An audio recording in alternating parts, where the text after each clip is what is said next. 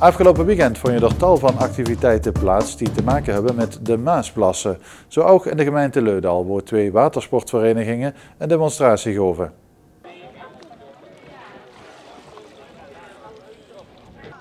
Er gebeuren tegenwoordig ontzettend veel verdrinkingen. Mensen dachten eerst dat het minder werd, maar dat werd er eigenlijk steeds meer. Er vallen steeds meer kinderen in het water die dan niet weten wat ze moeten doen. En het voordeel is, die bij de reddingsbrigades die moeten ook altijd met de klei gaan zwemmen. En vooral die kleintjes, dat ze zichzelf kunnen redden als ze hier erin vallen. Dat ze zelf naar de kant kunnen komen zwemmen. Dus dat is heel belangrijk en dat willen we ook echt promoten. We doen een kleine oefening. Er is een moeder met een paar kinderen aan het zwemmen op een luchtbed. En de kleine die valt er af en die ligt in het water. Die is dan bewusteloos. Die werd eruit gehaald. Die werd horizontaal eruit gehaald. En die werd dan op de kant beademd en gereanimeerd. Die andere 2 die werden door immers angers met hulpmiddelen werd er nog gegooid, met reddingsmiddelen. En dan werden die ook eruit gehaald. Die kunnen zelf nog zwemmen, dus die kunnen we een beetje naar de kant delegeren. Maar de kleine, die moeten we dus echt eruit pakken en die werd dus gereanimeerd. Dat zal je dadelijk ook zien dat je het eind van de jeugdige leden doen, die hebben ook EHBO. Dat is ook te vereisten dat ons mensen en vooral instructeurs dat die en EHBO hebben. Want dat is natuurlijk ook belangrijk. Als ik eenmaal uit het water moet halen, moet ik ook weten wat ik ermee moet doen. Als ik dat niet weet, dan heeft dat verder ook geen zin. Hè? We hebben elke week hebben we trainingen. Conditie krijgen, dat is natuurlijk ook heel belangrijk. Hè? Dat is zelf conditie krijgen als ze in het water vallen.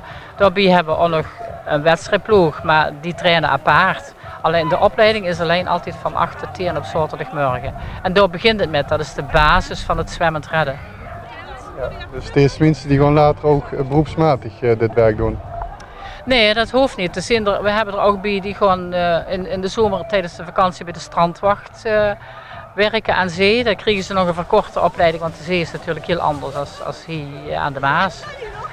En die kunnen dan ook aan het strand gaan werken. Ik heb zelf ook een aantal keren bij een strandwacht metgelopen. Dat is toch heel anders dan hier in de Maaswater. Je zou denken dat ze altijd zelf erin moet springen als ze immers in het water ligt, maar dat is dus niet zo. Je moet altijd proberen vanaf de kant te redden. Je moet eerst aan zichzelf denken dat er niet nog meer verdrinkingen gebeuren. En dan kijken, als ze in het water moest, dat het dan verantwoord is dat ze immers eruit kunnen halen. Wat ze zou kunnen doen, is er ergens een touw of zijn er ergens drijvende middelen die ze naar immers kunnen gooien, dan zou ze inderdaad zelf ook het kunnen doen. Maar ik zou het dan wel niet aanrooien om het water in te gaan. Dus 112 bellen en wachten? 112 bellen en wachten. En probeer drijvende middelen er naartoe te gooien, waar de drenkelingen zich aan vast kunnen houden.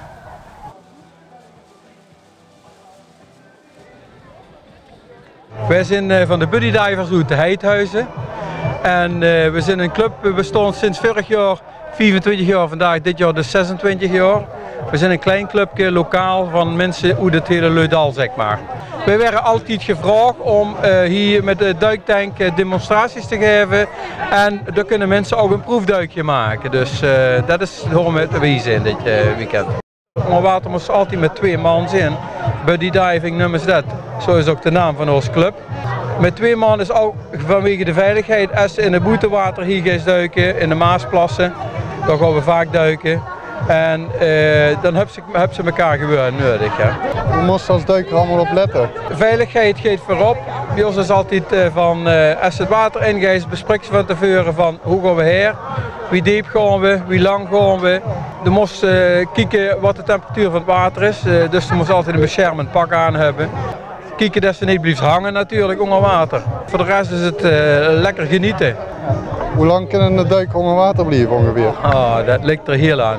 Met een gewoon fles van een liter of 10, een klein 3 kwartier, 50 minuten. Maar er zijn mensen die hebben dat natuurlijk veel eerder leeg. Hè. Maar een gemiddelde duiker die getraind is, die duikt er wel 45, 50 minuten met.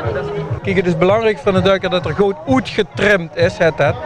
Dus de balans vind je onder water, dat is een zwevigheid onder water. Dat wil er even laten zien. En stel dat ze de bril per ongeluk vol hebt met water. Onder water kan ze niet direct naar boven gaan om hem leeg te maken. Dus dat is ook een techniek voor om dat te doen. Als er nu einde problemen heeft met lucht, dat er geen lucht meer heeft, dat de andere de reserve slang aan hem geeft, dat ze samen kunnen buddy breathen, dat ze samen de lucht kunnen delen. Dat zijn alleen mensen van de vereniging die duiken vandaag of ook gewoon mensen die hier komen? Nee, mensen mogen hier dus een proefduikje maken vandaag. Dat is de bedoeling. Kijk, het is geen diepe-tank, er is geen gevaar bij. We zitten altijd mensen erneven en boven aan de tank. En er zit immers onder water, dus als het fout gaat, dan is het zeer beperkt, zal ik maar zeggen. Vorig jaar zijn we ook hier geweest. En toen hebben we een hoop bezoekers gehad, ook mensen die erin gegangen zijn. Dus ik hoop vandaag dat er ook weer een aantal mensen bereid zijn om in de tank een proefduikje te gaan maken. Volgend jaar weer voor herhaling vatbaar dit evenement? Ja, goed. Ik hoop dat het weer een beetje beter metwerkt. Het is niet zo'n fijn weer vandaag. En vorig jaar hebben we beter in het begin, later hebben we onweer gehad. Dus daar ligt het een beetje aan, maar ik zou het wel leuk vinden, ja.